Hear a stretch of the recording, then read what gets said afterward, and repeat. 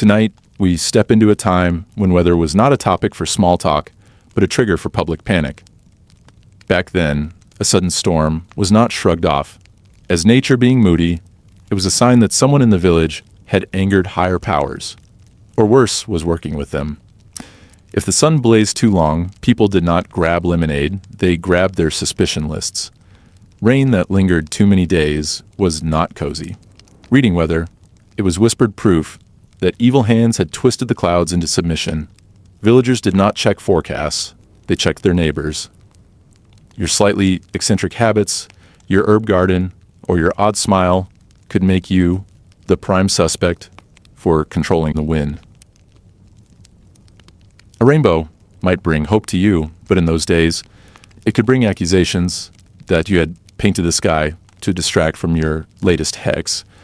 The old belief was that weather responded to human will, usually the bad kind. If you were seen outside right before a thunderstorm, people believed you had summoned it. If you were inside during the same storm, people assumed you were indoors, directing it like an orchestra of doom. Every breeze, every cloud, and every beam of sunlight was fair game for interpretation. You could be guilty just by owning a wind chime. And yes, in a world without meteorology, villagers found their answers in superstition. They did not need proof, only a story that sounded exciting enough to retell. And weather made the perfect villain because it always showed up to play. A late frost in spring meant the cabbage crop would fail and everyone knew who to blame. It would be the quiet widow on the edge of the village, the one with the neat garden and the unnervingly healthy apple tree. Her success among dying crops was seen not as skill, but as sorcery. Why was her soil so rich? When others were struggling, clearly the clouds obeyed her. She could have been praying for rain, but in their minds she was bargaining with the moon. The frost itself was treated like a calling card, left by an otherworldly accomplice. People believed witches could whisper to the wind, and it would carry their request to the heavens. If hailstones fell, they were seen as weapons forged in the sky. And if lightning struck too close to the church well, that was a direct insult to God. Villagers would gather in the square, each with their own tale of how they saw her looking suspicious days before.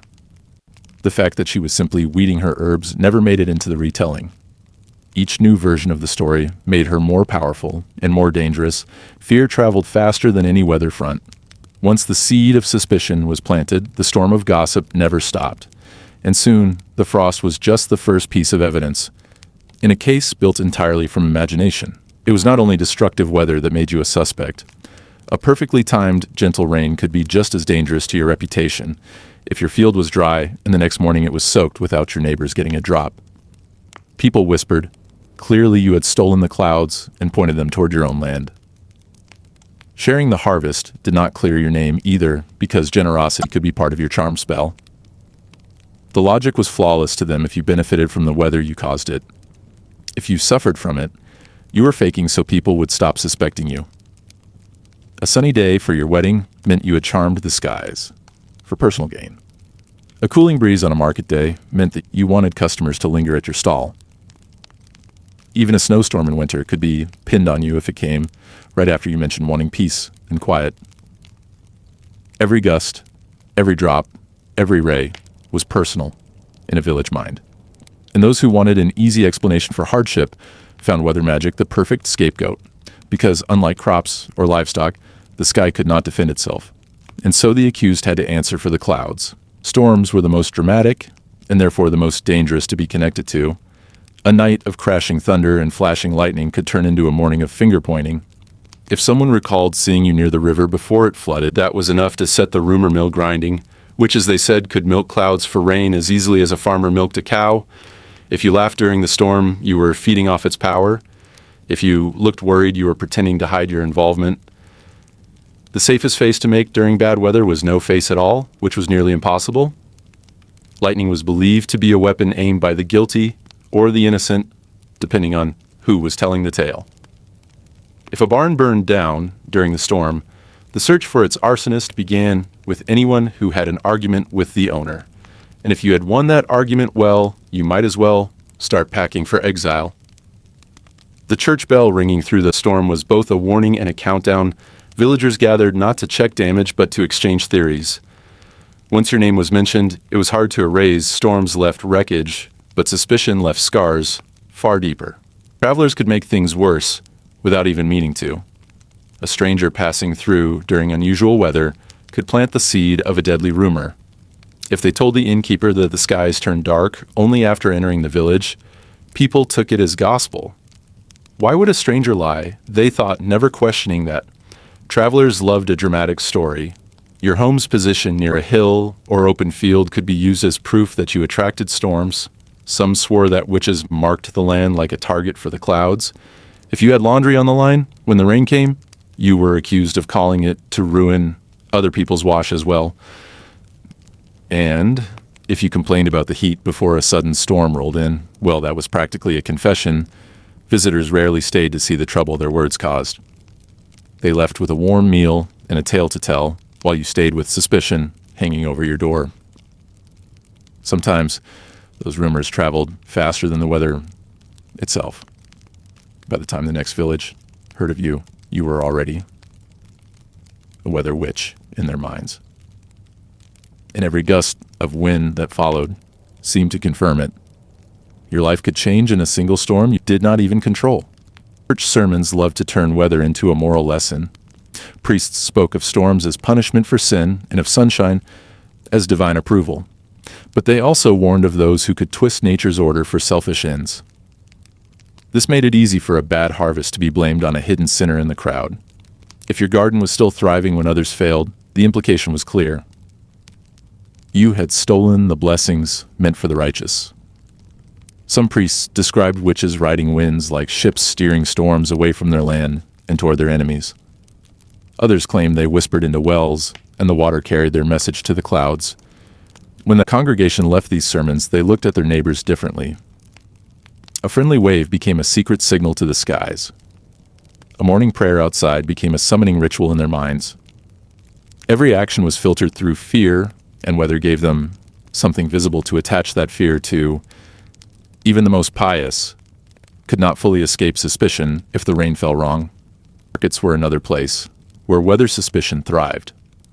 A vendor whose stall always seemed dry during sudden showers was an obvious suspect. If the wind blew dust away from their goods but into another stall, that was sabotage via sorcery. People noted who packed up before a storm and who stayed put. Leaving early could mean you had inside knowledge from your weather spirits. Staying meant you were feeding energy to the storm for personal gain. If your goods sold better on cloudy days, people assumed you had ordered those clouds yourself. Merchants were quick to point fingers because weather could make or break their profits.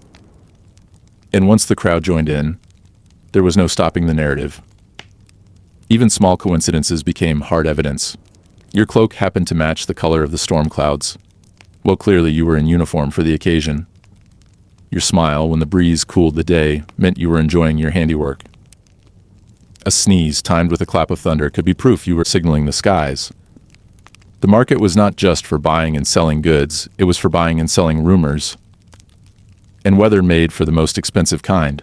Festivals were meant to unite the village, but they could also divide it sharply over weather suspicions. If the skies cleared just in time for the dancing, some said the organizers had charmed the heavens.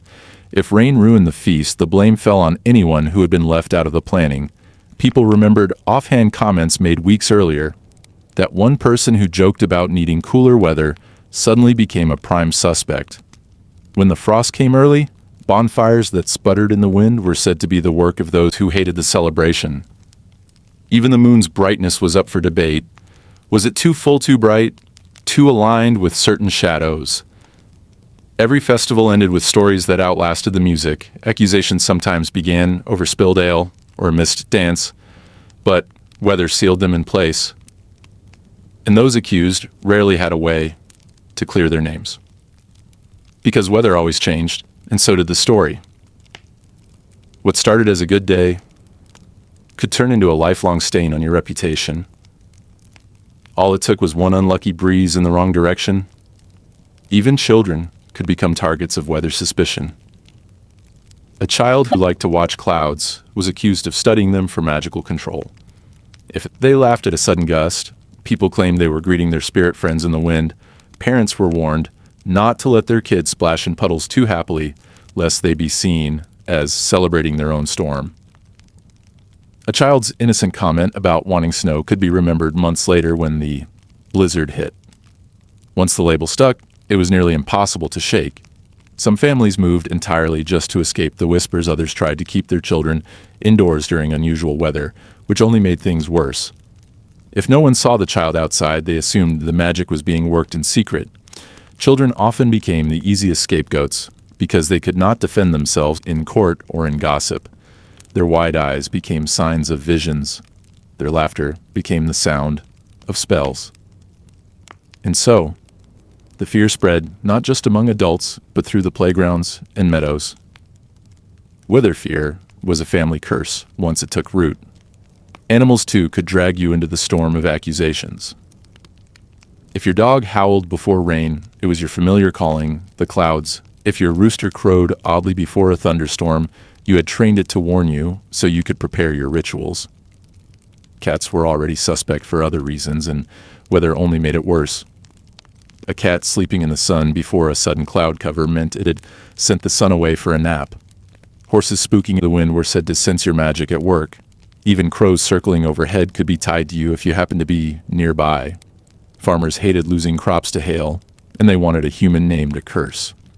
If your animals were unharmed after bad weather while theirs suffered, that was proof you protected them unnaturally. And if you lost animals too well clearly, you had sacrificed them for a bigger spell. The livestock knew nothing of this, of course, but their behavior was recorded like testimony. Your goat's sneeze could make it into the village's case against you, and once animals were involved, the crowd grew louder because everyone trusted an omen over a defense. The sky had started to turn an eerie shade of yellow, as if the world was holding its breath, waiting for something terrible to happen. Winds rushed in from nowhere, carrying with them dust and dry leaves that swirled around like restless spirits searching for a place to land. The temperature felt alive, pressing down on every inch of skin like an invisible beast. Children who had been playing outside moments ago were suddenly pulled indoors by anxious parents. Birds darted frantically in the sky, their cries sharp and unsettling. The air felt heavier with each passing second, making every breath a chore. Dogs barked without reason, their eyes darting toward the horizon as if they saw something no one else could. Old folks on the porches whispered in low voices about summers long ago that ended in disaster. Somewhere far off, a siren began to wail its sound, cutting through the thick heat like a warning from another world. Every instinct told people to find shelter, but the heat made even movement feel dangerous. Across town at the small diner, the usual chatter had faded into tense silence as the waitress glanced nervously toward the large front window. Outside, the shimmering air distorted the view, making buildings look like they were melting into the street. Sweat dripped from the cook's forehead onto the sizzling grill, but no one seemed to care about the food anymore. A man in the corner muttered about how this kind of heat never came without a cost. The old jukebox in the corner let out a low hum as if it too could feel the weight of the day pressing in. Someone reached for a glass of water, only to find the ice had melted almost instantly. The fans spun lazily, doing little more than push the hot air around in circles. The waitress's hand trembled slightly as she poured coffee no one really wanted. In the distance, thunder rumbled, though there wasn't a single cloud in sight. Every eye in the diner turned toward the sound, hoping it was just a passing storm, but knowing deep down it wasn't. At the edge of the county, a farmer stood by his barn, watching his cattle shift uneasily in the pasture. The animals huddled together, swishing their tails against flies that seemed bolder in the thick air. The farmer could taste the metallic tang of heat in his mouth, something he hadn't felt since the summer his father warned him about. The barn doors creaked in the strange wind that seemed to blow from every direction at once. Sweat soaked through his shirt, making it cling to his back like a second skin. One of the older cows let out a long, low moan that sent a shiver down his spine despite the heat. He looked toward the horizon and swore he saw it ripple like the surface of a boiling pot. The ground beneath his boots felt softer than it should, as though the earth itself was weakening. The farmer spat into the dirt, and it hissed on contact. He turned toward the house, muttering that it was time to get everyone inside. Downtown, the streets were nearly empty now, except for a few stubborn souls who refused to believe anything was wrong. A street performer with a guitar tried to keep playing, but the strings had gone out of tune from the heat. The traffic lights flickered and buzzed, their colors blending in the haze until red, green, and yellow were almost the same. A man selling cold drinks wiped his forehead and looked at the cooler, wondering if the ice would last another hour. The asphalt seemed to shift underfoot, softening in the relentless sun. Somewhere a car alarm went off, but no one moved to check it. The scent of hot tar mixed with the faint smell of burning wires from somewhere nearby. A delivery driver pulled over his van, stepping out with a puzzled look as if listening for something beyond the hum of the city. The sound was faint, but growing a deep, low vibration that seemed to come from the very air.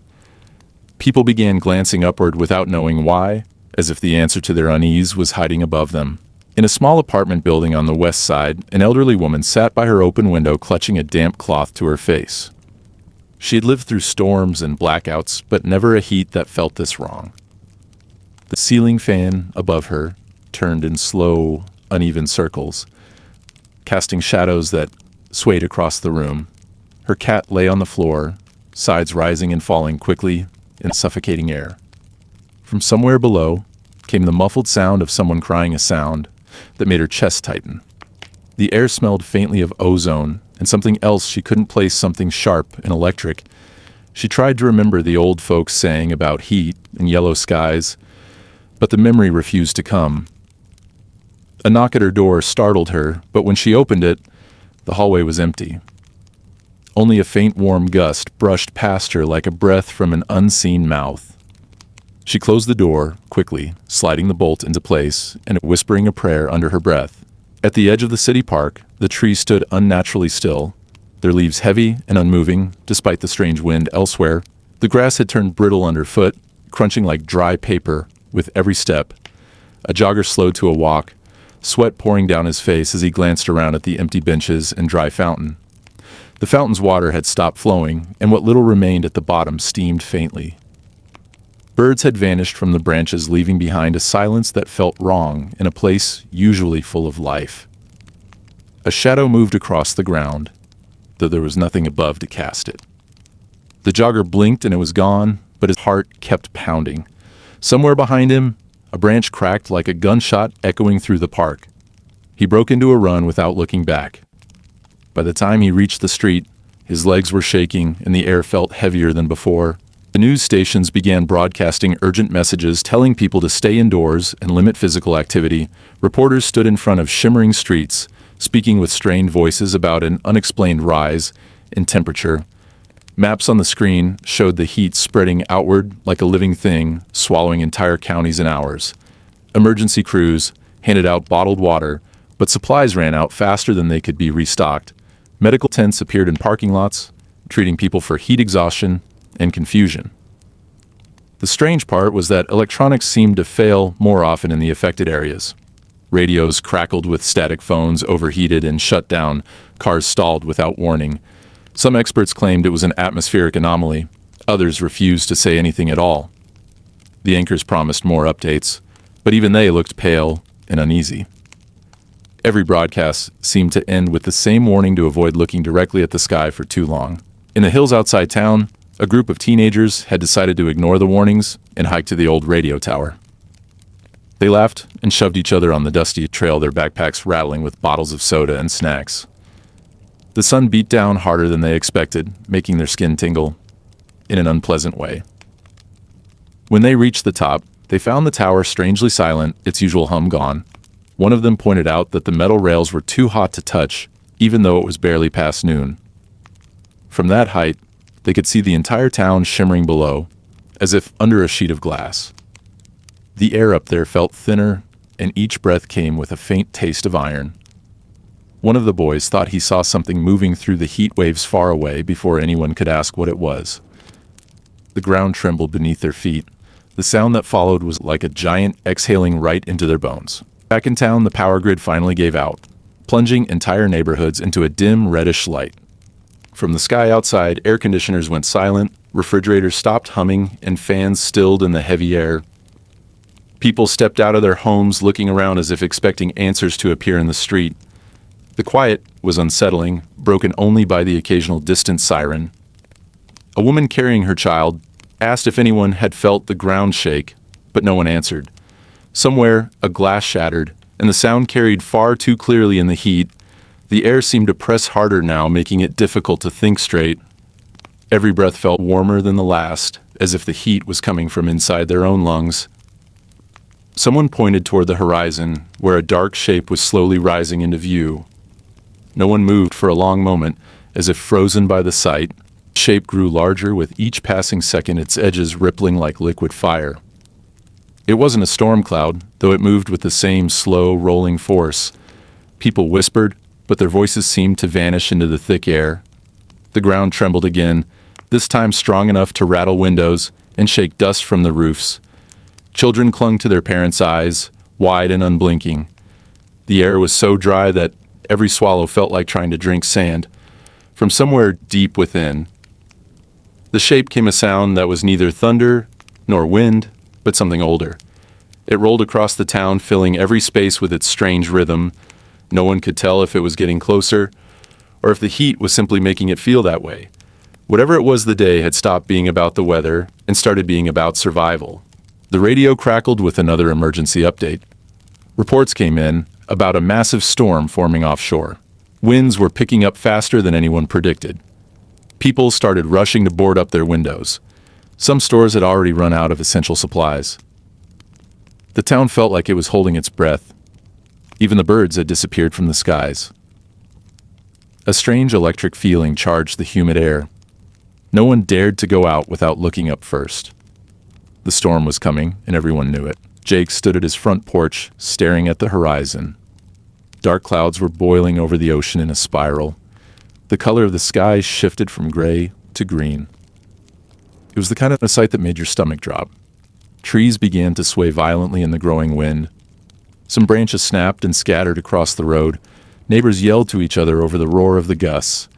Power lines creaked and sparks flashed in the distance. Jake could smell salt and ozone mixed in the air. He knew the worst was still hours away. By evening, the rain started pounding like nails on the roof. The sound was deafening and constant without pause. Water began pooling in the yard, faster than it could drain. Jake grabbed sandbags and placed them at the door. Lightning flashed so bright it lit the whole street. Thunder followed instantly, shaking the house. Somewhere in the dark, a transformer exploded. The neighborhood went black in an instant. The only light came from the violent flashes in the sky. The storm had fully arrived, and it showed no mercy. Inside the house, Jake lit candles one by one. The flickering glow barely pushed back the darkness. Outside, the wind howled like a freight train passing. Rain slammed against the windows in unbroken sheets. Loose debris rattled and clanged against the siding. He checked the weather radio for updates. The voice warned of possible tornado activity forming. Jake's chest tightened at the thought of more danger. He moved everyone to the hallway, away from windows. They listened to the chaos outside, waiting for it to end. Hours passed, but the storm showed no sign of stopping. Water began to seep through the back door. Jake and his brother worked with buckets to keep it out. The air was thick and heavy, even inside the house. It felt like the walls themselves were sweating. A loud crack split the night as a tree fell nearby. The crash shook the ground and rattled the windows. Jake could hear car alarms blaring through the wind. The family huddled together, trying to stay calm. The night felt endless and full of dread. Near midnight, the wind shifted direction suddenly. The pressure in the house changed with a pop. Jake's ears rang as if he was deep underwater. A low, roaring sound began to build outside. It grew louder with every passing second. The radio voice yelled about a tornado, warning. Jake's blood ran cold as he grabbed his family. They crouched low and covered their heads. The sound outside was like the earth itself tearing apart. The hallway shook as the nightmare moved closer. The tornado's path cut straight through the neighborhood. Debris slammed into the walls like missiles. Glass shattered and flew across the floor. The air was filled with the sound of splintering wood. Something heavy crashed against the roof above them. Jake held his breath and prayed it would pass quickly. The roar was deafening and felt like it would never end. Then, just as suddenly as it came, it faded away. Only the sound of rain remained pounding on the house. The silence afterward felt almost unreal. When Jake stepped outside, the sight froze him in place. The street was unrecognizable under the wreckage. Houses were torn open like cardboard boxes. Trees lay splintered across twisted power lines. Cars were flipped and crumpled like toys. The air smelled of wet earth and gasoline. Neighbors stumbled out of their homes in shock. Some cried while others searched for missing pets. The world felt broken and fragile in the storm's aftermath. Jake knew this night would stay with them forever. Emergency sirens wailed in the distance. Flashing lights approached through the flooded streets. Rescue teams moved quickly, checking every house. They carried lanterns and called out for survivors. Jake helped lift debris to clear a path for them. The rain still fell, but the worst had passed. People shared blankets and whatever food they had left. Some stood silently, just staring at what used to be home. The community felt both shattered and united at once. Everyone knew recovery would take more than just days. By morning, the sky cleared into a pale blue. The sun rose over a landscape of destruction. Birds slowly returned to the quiet streets. Jake looked at the ruins of his home with heavy eyes, but he also saw neighbors helping neighbors. Children carrying bottled water to rescue workers. The air still carried a mix of sorrow and hope. They had survived one of the deadliest nights in years. Now they faced the long road of rebuilding together. And they would never forget the day the weather turned deadly. The next morning, the air felt heavier, like the sky was pressing down on the earth, and every breath carried the taste of dust and salt from dried riverbeds. The cicadas screamed louder than usual, and the horizon shimmered like molten glass. Farmers stood in their fields staring at wilted crops, praying for rain. But no clouds dared to show themselves. People in the small town moved slower, afraid to waste energy. The smell of dry grass mixed with the faint metallic scent of overheated soil, and the birds were nowhere to be seen. A strange silence began to creep between the sounds, as if the land itself was holding its breath. By noon, the temperature had risen so sharply that old thermometers cracked on wooden walls. The wind that blew was no relief, only a burning breath that carried whispers through the empty streets. Animals hid in whatever shade they could find. Dogs lay under porches, panting while their tongues hung low, and cats pressed themselves into the cool earth beneath houses. Even the insects seemed tired. Their buzzing slowed to a lazy rhythm. People poured water over their heads, but it dried instantly, like the air was stealing moisture before it could reach the skin. The town felt like it was slowly baking alive. That was when rumors began spreading faster than the heat that someone had seen something strange near the abandoned water tower. A figure walking slowly through the glare wearing a long coat.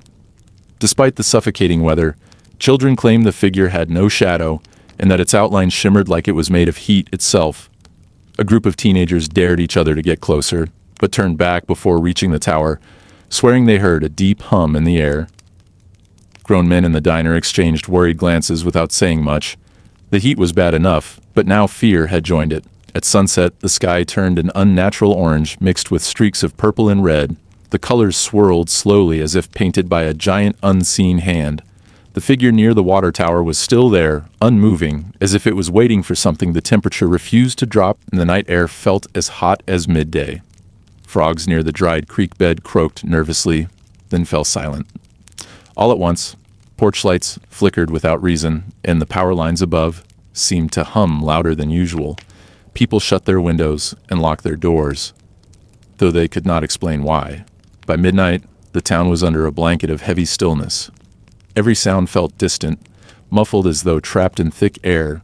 Some swore they could hear faint footsteps echoing on empty streets. Though no one was outside, the figure from the tower had vanished. But in its place, faint circular patterns appeared in the dirt, as if burned there by invisible fireflies, began glowing in strange, synchronized bursts, forming shapes that no one could understand. Dogs barked wildly in one part of town, and then stopped altogether, leaving only the hum of the power lines to fill the silence. When morning came, the sun rose larger and redder than anyone had ever seen. Casting a bloody light over rooftops, the heat was worse than before. Waves of shimmering air rolled through the streets, bending light and making everything ripple. Children cried without knowing why, and old folks muttered about omens from their grandparents' stories. The patterns in the dirt had grown wider, as if spreading slowly overnight. Store owners opened for business but kept glancing out their windows as though expecting something to walk by. Radios buzzed with static, and the smell of ozone drifted faintly in the air. Around midday, the sheriff called a meeting in the old town hall. His voice cracked as he spoke, telling everyone to stay indoors during the hottest hours and keep water close. Some people laughed nervously, thinking he was overreacting, until the old ceiling fan above them stopped spinning for no reason. A woman in the back swore she saw shadows moving along the far wall, even though no one was standing there. Children clung to their parents, while the sheriff wiped sweat from his brow. Outside, the sunlight seemed to grow sharper and more blinding, as if the day itself was staring. That evening, a dust storm rolled in from the horizon, but it moved strangely slow, swirling in tight spirals like something alive. The wind that carried it was hot enough to sting the skin, and it brought with it a low, vibrating sound that rattled windows. The storm never fully entered the town, instead circling it like a predator waiting for a moment to strike. People watched from their windows, holding their breath. The patterns in the dirt glowed faintly under the storm light, a pale bluish color that no one had seen before the sheriff quietly locked the town hall doors. Night fell, without cooling the air, and the storm remained in place around the edges of the town. Lights inside houses flickered and dimmed, while strange shapes appeared in the haze. Outside, some looked like tall, thin figures, others like massive insect wings that vanished when stared at. Two long whispers slipped through the cracks of windows, sounding like familiar voices calling people by name. A few ignored the warnings and stepped outside, but did not return. Their footsteps faded into the heat and were swallowed by the hum that never seemed to stop. By the third day, the town was breaking down. Water supplies ran dangerously low, and tempers flared between neighbors. The storm still surrounded them like an invisible wall, keeping them trapped. Radios only played faint bursts of static, and occasionally a deep, echoing tone that made the floorboards vibrate. Children stopped playing entirely and sat quietly as if they knew something was watching every movement. The patterns in the dirt now reached the edge of Main Street, stretching toward the heart of town, and with every hour the heat grew more unbearable, as if the land itself was preparing to burn. The air was thick with tension as the group moved deeper into the narrow valley, where shadows seemed to twist and crawl along the rock walls, and the sound of rushing water echoed somewhere ahead. They kept glancing at each other, trying to hide their fear, but the way their eyes darted from side to side gave them away. The wind had a strange chill, even though the day had been warm, and the scent of wet earth mixed with something sharp and metallic. The leader of the group whispered for everyone to keep their voices down as they reached a clearing where the ground was covered in strange markings. No one could read them, but they all felt the weight of them, like a warning carved into the earth.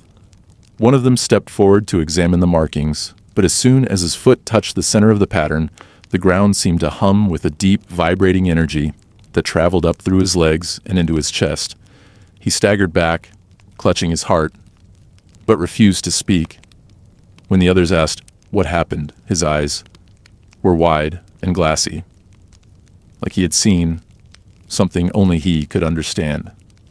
The river was closer now, its roar growing louder, but the path toward it was blocked by jagged stones and twisted tree roots. They would have to climb carefully. The strange humming in the ground continued, faintly, like it was alive beneath them.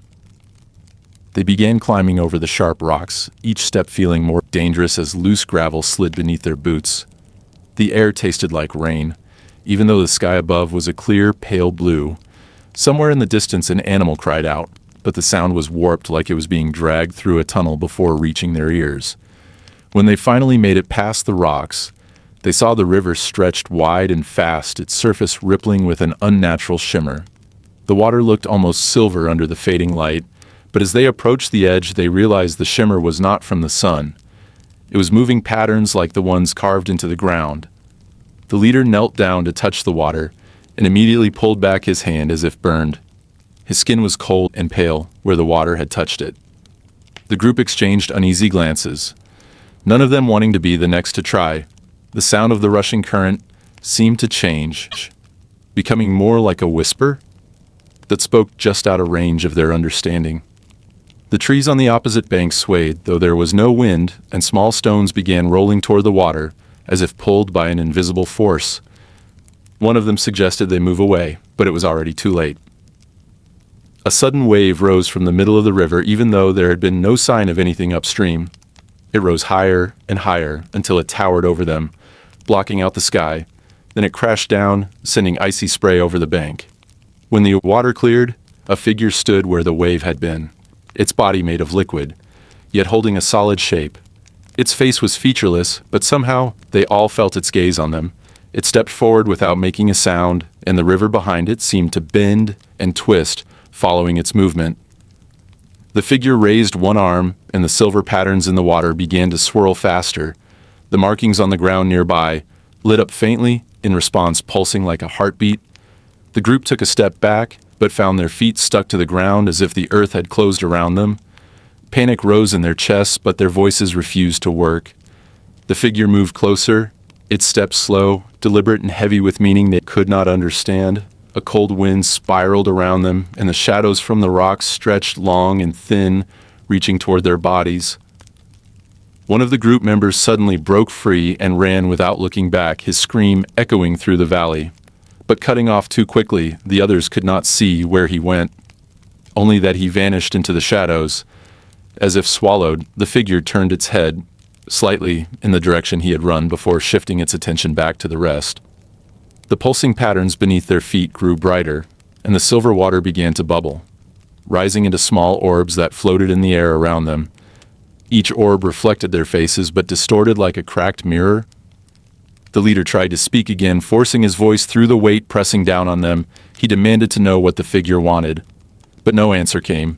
Instead, one of the floating orbs drifted toward him and burst silently when it touched his chest. He gasped and his eyes rolled back, his body stiffening before he collapsed. The ground beneath him seemed to sink slightly, and the silver patterns etched themselves into his skin. The others could do nothing but watch as the figure stepped over his body without a trace of emotion. The remaining members were frozen between fear and the pull of the strange energy that now wrapped around them like invisible threads. The figure moved to the edge of the water and pointed at the opposite bank, as if commanding them to cross. But the river still roared with dangerous speed. They hesitated, glancing at each other, unsure of whether to obey or flee before they could decide. The ground shifted under their feet, sending them tumbling toward the water. The cold bit into their skin, instantly stealing their breath and filling their ears with the muffled roar of the current. Under the surface, the river was not water at all, but a twisting tunnel of light and shadow, pulling them in every direction they tried to swim, but the current dragged them deeper, where shapes moved just beyond sight. Some felt hands or claws brush against their legs, while others saw flickers of faces in the shifting silver glow.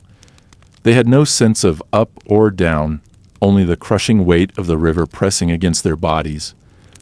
The last thing they saw before their vision blurred was the figure, standing on the bank, watching silently, as if it had been waiting for this moment all along. The sound of rushing water grew louder as we moved through the darkness, and the wind carried the scent of wet earth and moss and something metallic like blood, and my instincts screamed to turn back, but my legs carried me forward like they had no choice.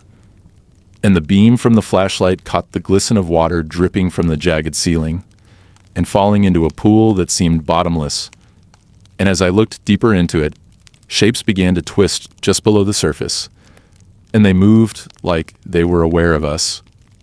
And I felt the air grow colder, like something ancient and patient was waiting right there beneath that black water.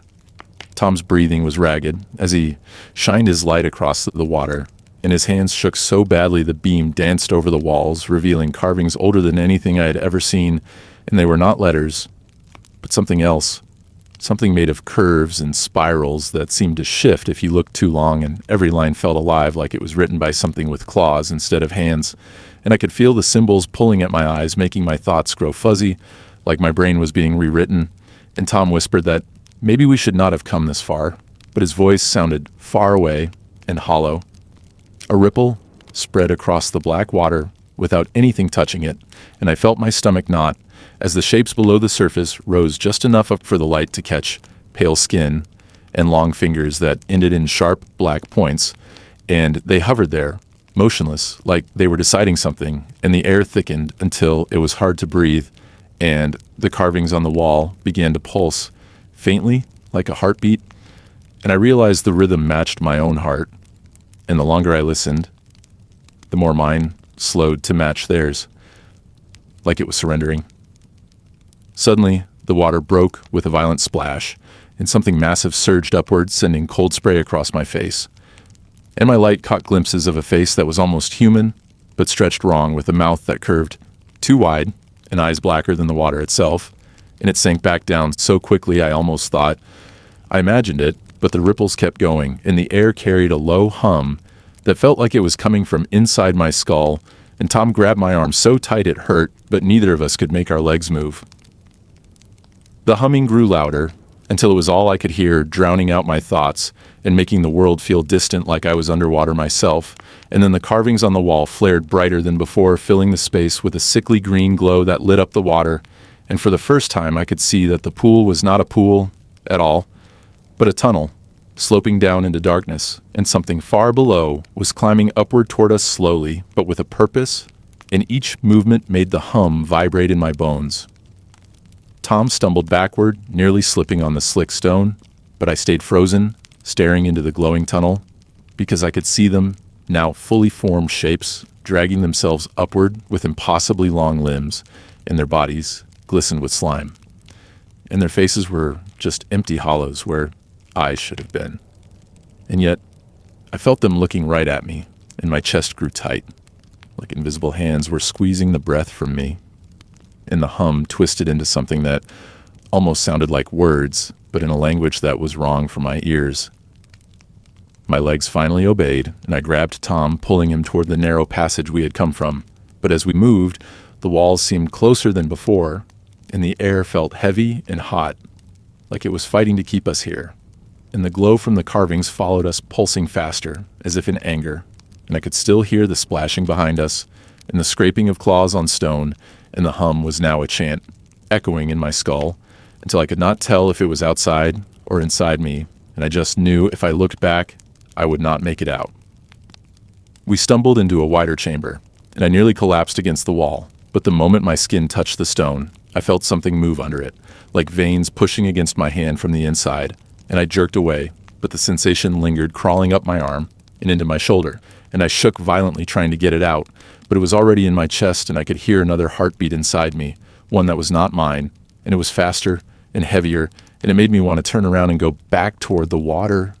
Tom grabbed my face, forcing me to look at him, and his eyes were wide and wild, and he shouted something I could not hear over the hum, and the second heartbeat, and the rush of blood in my ears, and then I realized his mouth was moving, but no sound was coming out at all, and that the hum had stolen every other noise from this place, and we were moving in total silence, except for that awful vibration that seemed to shake the stone and our bones. And the closer it got, the more it felt like it wanted inside my head completely. I tried to run again, pulling Tom with me, but something cold brushed the back of my neck, and it was not water. It was solid and sharp, like a claw, and the moment it touched me, my vision went white, and I was somewhere else, standing at the edge of the black pool again. Only now it stretched endlessly in every direction, and the figures in the water were not climbing anymore. They were waiting just below the surface, staring up with empty faces, and I knew without a doubt that if I fell in this time, I would never come back. The air felt heavier now. Every step forward made the skin prickle like it was being touched by unseen sparks. The sun seemed to pulse in the sky, casting long, trembling shadows. The ground cracked underfoot, releasing a faint hiss, like steam escaping from deep within the earth. The wind was gone, replaced by a suffocating stillness, as if the world itself was holding its breath. The distant trees shimmered in a strange heat, haze bending and twisting unnaturally. The air had a faint metallic taste that made the mouth dry instantly. Every sound seemed muffled except for the slow thump of the heart. The horizon seemed closer somehow, pulling them forward into its glare. A strange rumble echoed low and deep like the growl of a hidden beast. The sky began to change its color, bleeding from pale gold into a deep, bruised orange, streaked with violet light. The ground seemed to vibrate in rhythm with the sound, small pebbles jittering and bouncing slightly, as if stirred by something massive beneath them. The temperature spiked again, making the breath burn in the lungs. The smell of hot stone and singed grass filled the air. Their clothes clung damp and heavy with sweat. In the distance, a shape flickered briefly like a shadow made of heat. But too solid to be a mirage, their pace slowed, their eyes locked on the shimmering form, unsure whether to approach or flee. They could hear it now, a faint hum rising steadily like the song of some strange machine, or perhaps the whisper of countless unseen voices. The sky above swirled slowly as if the clouds were being stirred by an invisible spoon. Light bent strangely, making the edges of things blur. The shape ahead seemed to ripple between forms. One moment tall and thin. The next, wide and hulking, it felt alive, yet alien. The hair on their arms rose as if charged by static electricity. Each step toward it felt both inevitable and dangerous. The heat pressed closer, like a wall threatening to crush them if they hesitated. The hum grew into a vibrating thrum felt in the bones. Suddenly, the air cracked with a sharp, dry snap like lightning. Without a storm, a bright white seam appeared in the space just ahead, widening slowly, like a door being opened into another place. Heat poured from it in waves, carrying with it the smell of something ancient and scorched. Their vision wavered. Their knees, feeling weak from the oppressive energy spilling out. The shape they had been following seemed to melt into the opening as though it belonged on the other side of that impossible divide. The ground at their feet trembled again, harder this time, sending a sharp jolt through their legs. They knew without words that whatever was happening was far from natural. The light spilling from the seam was too bright to look at directly, yet turning away felt impossible. It pulsed slowly like the heartbeat of some colossal creature, each pulse sending a wave of heat strong enough to sting exposed skin. They could see faint figures moving within the light, their outlines blurred as if they were underwater. The hum was now a roar. Though still without sound in the traditional sense, it was felt rather than heard, vibrating through the skull and deep into the chest. The seam widened further, the figures coming closer, until one stepped fully into view, towering impossibly tall, its eyes glowing like molten gold. The towering figure moved with deliberate slowness, every motion carrying the weight of something that had existed for longer than the earth. Its skin was like cracked stone, glowing faintly in the crevices. Heat shimmered around it, making the air twist and warp in strange patterns. Its gaze fell upon them, and the ground seemed to tilt slightly, as though reality itself had shifted. The hum in their bones became almost unbearable, forcing them to grit their teeth. Their breath came in shallow gasps, but they could not step back. They felt seen not just physically, but in a way that reached into memory and thought. The creature raised one arm, slowly extending a long hand that radiated both heat and an odd cold, like the meeting point of fire and ice. The ground under its feet blackened instantly, sending up tiny tendrils of smoke. It gestured toward the seam behind it. The light within seemed to swirl faster, like a vortex calling them inward. They glanced back instinctively, but found the world behind them blurred and distorted, as if the path they had come from was dissolving away into nothingness. The choice was no longer whether to stay or go. It was whether to obey or resist something ancient and incomprehensible. Their legs moved before they could decide. The heat was unbearable, but somehow it felt less painful than the thought of turning away. Each step toward the seam made the light grow more intense until it felt like they were walking directly into the sun. The figure remained perfectly still, watching their approach with an unreadable expression. The hum was now a constant pressure in their skull, each heartbeat. In sync with its rhythm, the air smelled sharper, now almost electric. Their vision narrowed to a tunnel of brightness and shadow. The moment they crossed the threshold, the heat vanished instantly, replaced by a cool dimness that felt like stepping into deep water. The roar in their bones faded, leaving behind an echo that seemed to hum faintly in the background. The air here was thick but breathable, carrying the faint scent of rain, and earth shapes moved in the distance, tall and slender, glowing faintly with their own light. The ground beneath their feet felt soft, almost alive, pulsing slightly, as if it too was part of some vast living thing. The towering figure stepped through behind them, the seam closing with a soundless flicker. The space around them shifted slowly, as if the world here did not follow the same rules of time and distance. Shadows stretched and twisted, while faint streams of light drifted lazily through the air. The tall, glowing shapes seemed to watch without moving their eyes, unblinking and ancient. There was no sun, no moon, only a dim golden glow that seemed to come from everywhere at once. A low vibration filled the air like the deep purr of a sleeping giant. They felt both small and weightless, as if their presence here was tolerated, but not entirely welcome. Every instinct screamed that they had crossed into a place not meant for human feet. The sky above was now an eerie shade of gray, with streaks of green lightning racing through the clouds, casting strange shadows across the ground. The group kept moving, their steps heavy but determined. The forest around them seemed alive with whispers, branches swaying without any wind, leaves rustling as if warning them to turn back. A cold mist began to rise, curling around their ankles and making the path ahead blur. Maya gripped Lucas's arm, her breath quick and shallow, sensing something unseen just beyond the fog. Every sound was amplified: the crunch of gravel, the distant hoot of an owl, the faint crack of a branch behind them. They dared not look back, their focus locked on the faint glow ahead that promised safety. Lucas felt the hairs on the back of his neck stand up as the glow grew brighter, revealing a stone archway covered in twisting vines, its surface carved with symbols that pulsed faintly like a heartbeat. The air here felt charged, humming with unseen energy.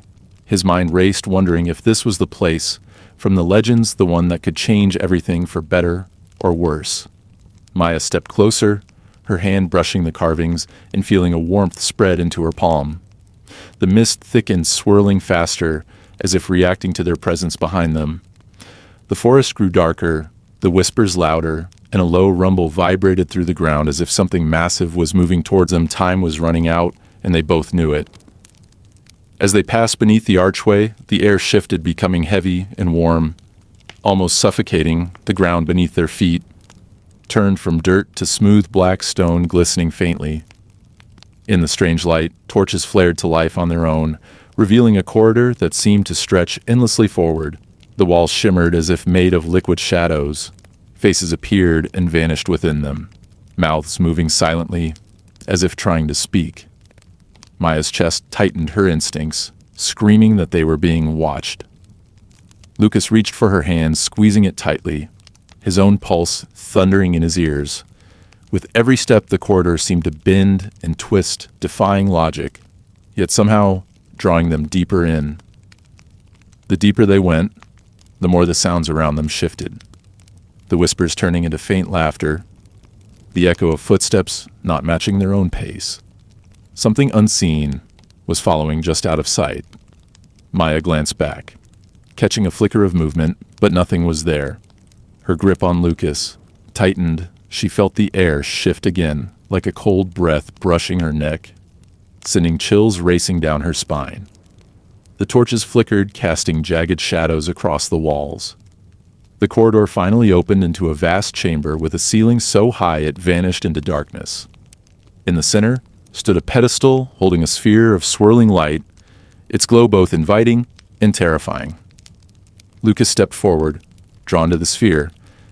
As if it was calling his name, his heart pounding with each step, he could feel the heat radiating from it, the light shifting colors from deep crimson to blinding white.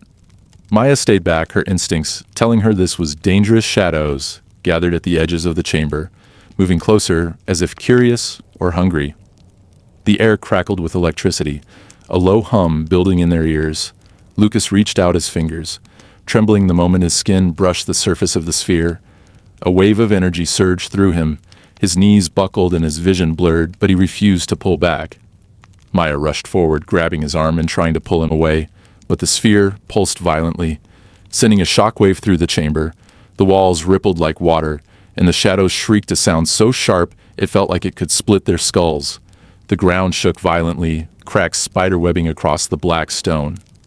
Lucas's eyes glowed faintly, his breath coming in ragged gasps. Maya yelled his name, but her voice was drowned out by the deafening hum. She felt her own body vibrating as if the sphere was pulling at her too.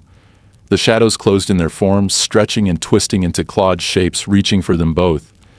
The light from the sphere exploded outward in a blind flash, forcing them to shield their eyes. When the light faded, the chamber was completely transformed. The shadows were gone, replaced by towering crystal pillars that pulsed with a steady rhythm. The floor shimmered like glass, reflecting their distorted faces. Lucas staggered back, breathing heavily, his skin pale, but his eyes still faintly glowing. Maya looked around, confused by the sudden calm. Though the air still hummed with power, a distant sound like a heartbeat echoed through the chamber, each beat making the crystals pulse brighter. The sphere floated above the pedestal, now smaller but more intense, as if it had chosen them. Lucas felt an overwhelming clarity flooding his mind, images flashing before his eyes. Visions of places he had never been, storms tearing through cities, oceans swallowing entire coastlines, mountains crumbling into dust. Maya watched him concerned as his body stiffened. She called his name again, and he blinked. Returning to the present, he told her the sphere had shown him what was coming. A disaster unlike anything the world had ever seen, and that they were meant to stop it before it began. Maya's stomach knotted at the weight of his words. The air around them seemed to grow colder, as if the chamber itself understood the gravity of the moment. The crystals began to shift, forming a staircase spiraling upward into the darkness. Lucas and Maya exchanged a glance and started to climb the steps, smooth underfoot, but vibrating faintly with energy. The higher they went, the more the glow from below faded, replaced by a strange pale light. Above, the heartbeat grew louder, each pulse resonating in their bones. Their breaths came faster from both exertion and unease. Shadows of massive winged shapes flickered across the walls. Though nothing was visible in the air, they climbed in silence, each step taking them closer to something they could feel, but not yet see. At the top of the staircase, they emerged into an open expanse under a sky filled with swirling colors. Unlike anything on Earth, the air was warm, but carried a metallic scent that made their tongues tingle. Floating islands drifted lazily in the distance, connected by bridges of light. Below them, the land seemed to stretch, endlessly shifting like it was alive. Lucas felt small in the presence of such vast beauty and power. Maya stepped forward, her eyes wide, as she realized they were no longer in their own world. The sphere floated between them, glowing brighter than ever, as if preparing them for what was to come. The night deepened, and the silence outside was almost unreal. The kind of silence where every small sound felt amplified. The wind brushed past the broken shutters, like a whisper carrying with it a faint metallic smell that made him uneasy. His breathing grew shallow, as his fingers trembled slightly. The lantern beside him flickered, casting wild shadows on the peeling walls. He felt the weight of unseen eyes on his back, like something was studying every move he made. The old wooden floor creaked under his shifting weight, and each sound made him glance nervously toward the door. The air felt thicker now, as though the room itself was holding its breath. He stood up slowly, his heartbeat pounding in his ears as he moved toward the window to check the yard. The moonlight revealed the overgrown grass swaying gently, but something about the movement felt wrong, as if an invisible presence was walking through it, leaving no shape but disturbing the pattern. The shadows of the trees stretched long and thin, twisting in ways that didn't match the wind. His eyes scanned the fence line and stopped on a dark shape that seemed to be crouched low in the far corner. It didn't move, but he felt certain it was watching him. A wave of cold washed through his chest, making his skin prickle. He tried to blink away the fear, telling himself it was nothing, but the moment his gaze left that corner, a soft dragging sound came from the hallway behind him. It was slow and deliberate, like something heavy being pulled across the floorboards. He turned sharply, but saw only the dim lantern glow spilling into the corridor. The sound stopped immediately, almost as if it had been waiting for him to notice. The stillness that followed was worse than the noise. His palms were damp, and his throat felt tight, as if the air itself didn't want him to speak. He stepped back toward the table, keeping his eyes on the hallway. The lantern flame wavered again, and the shadows seemed to lean closer as if they were reaching for him. A sudden tapping sound began on the far wall, faint at first, but steadily increasing in rhythm. It wasn't random. It sounded almost like a pattern, like someone knocking a slow message from the other side. He swallowed hard and listened. but the sound abruptly ceased, leaving the air charged with an unspoken tension. He could hear his own pulse racing like drums in his head. His instincts screamed to leave the house, but something rooted him in place. His gaze returned to the window, and he saw the dark, crouched shape was gone. A chill ran along his spine, as he realized it could be anywhere. Now the silence outside felt heavier than before. The tapping sound from the wall returned. But this time it was closer, right behind where he stood. It made the hair on his neck stand straight. His legs locked in place, and his breath caught as a faint whisper threaded through the air just loud enough for him to know it wasn't his imagination. The whisper was unintelligible, but it carried a tone that chilled him more than the cold night air. It was low, drawn out, and almost curious, like it was studying him through the wall. His hand reached for the lantern, as if holding it tighter would keep him safe. He backed slowly toward the corner of the room, his every step making the old boards groan. The whisper faded, but in its place came a slow, steady sound like breathing, only it wasn't his, and it wasn't coming from the hallway. It was coming from right above him. His eyes shot upward toward the ceiling. The wooden planks above were dark and uneven, but one spot seemed darker than the rest. A subtle shifting movement caught his attention, and his stomach clenched. He could almost make out the shape of fingers curling around the beam, as though something was hanging there watching him. He stumbled backward, nearly tripping over the chair, his breath quick and uneven. The moment he blinked, the shape was gone, but the sound of breathing still lingered in the room, wrapping around him like an invisible fog. He felt cornered, every instinct telling him to escape, yet his feet refused to move. The shadows seemed to pulse with each flicker of the lantern, growing taller and stretching toward him. The breathing stopped, suddenly replaced by a faint scratching sound. It moved along the wall like claws, tracing the wood in slow, deliberate arcs. He turned in a circle, trying to follow it, but it moved faster than he could track. His chest felt tight, as if something was slowly pressing down on him, and his vision swam for a moment before sharpening back to the dim room. The scratching stopped, and for a moment there was nothing but the sound of his own heartbeat. Then a loud knock shook the door, making him jump back. The knock came again, louder this time, and followed by another. From the opposite side of the room, it was as if something was surrounding the house. Knocking in unison, his eyes darted to the window, and he saw multiple dark shapes standing just beyond the fence line, motionless and silent, their forms barely human, yet wrong, in subtle ways. Their heads tilted unnaturally, as if trying to see him better.